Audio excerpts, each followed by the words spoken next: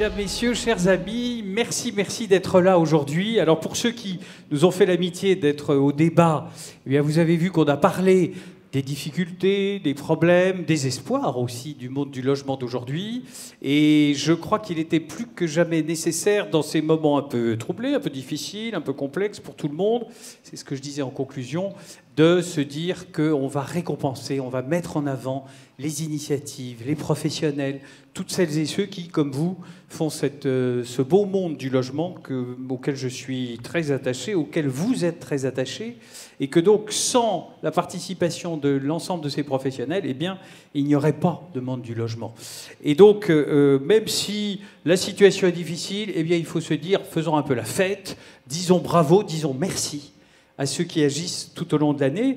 Et pour cela, vous avez vu, nous avons, avec un jury formidable que je remercie encore vivement, eh bien, nous avons sélectionné quelques noms de très grands professionnels du secteur, professionnels LLES, et donc on va avoir le plaisir tout au long de cette cérémonie de leur dire bravo, de dire bravo aux nommés, et puis à celui ou à celle qui a été sélectionné par les lecteurs d'Imo Week. Et nous allons commencer sans attendre, parce qu'on vous fait le grand discours, c'est super, mais il faut passer vraiment au vif du sujet, en commençant par le trophée Conseil, et j'appelle Eric Cala pour remettre ce trophée.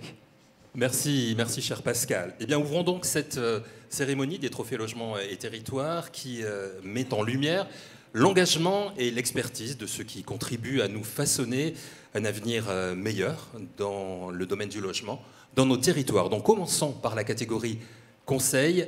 Voici les nommés.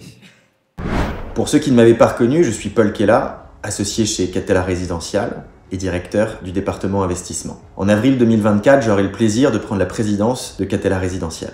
En bloc, en 2023, nous avons réalisé un peu plus d'une trentaine de transactions pour un volume d'investissement d'environ 500 millions d'euros, la moitié en VFA, la moitié dans l'existant.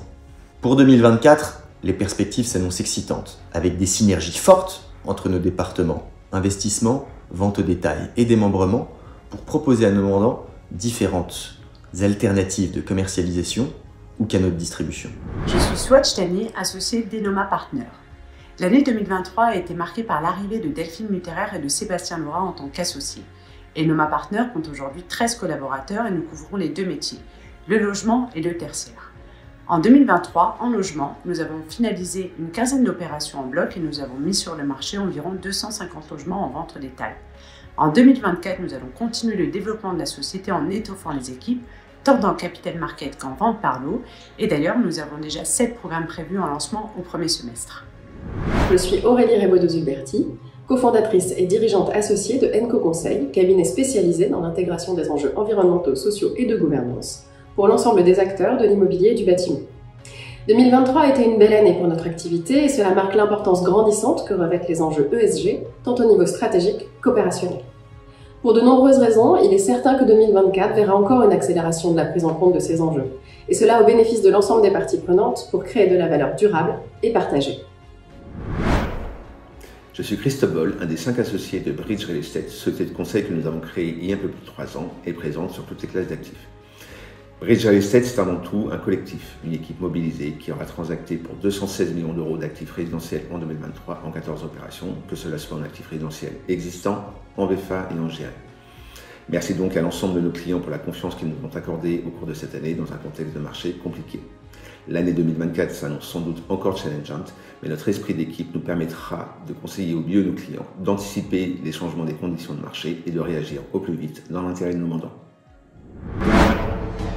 Vous le savez, le seul fait d'être nommé est déjà une victoire. Je vous propose d'applaudir nos 4 nommés dans la catégorie Conseil.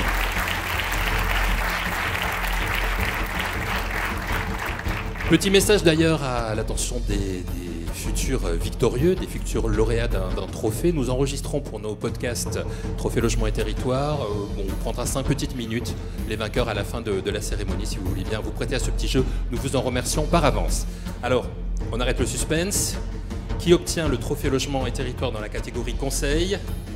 Eh bien, les lecteurs d'Imo Week ont élu Swatch Tani pour Enoma Partners. Swatch Tani.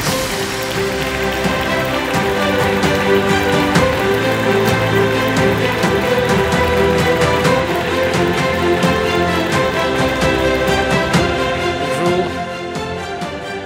félicitations. Merci. Je suis ravie, je suis très contente, c'est une jolie reconnaissance. Merci à tous ceux qui ont voté pour Enoma et pour moi. Merci au jury pour cette deuxième nomination, mais également d'avoir mis en lumière cette année de jeunes structures. Merci à nos clients. Enoma a clôturé sa 3e année. On est ravis, on a fait de très très beaux deals.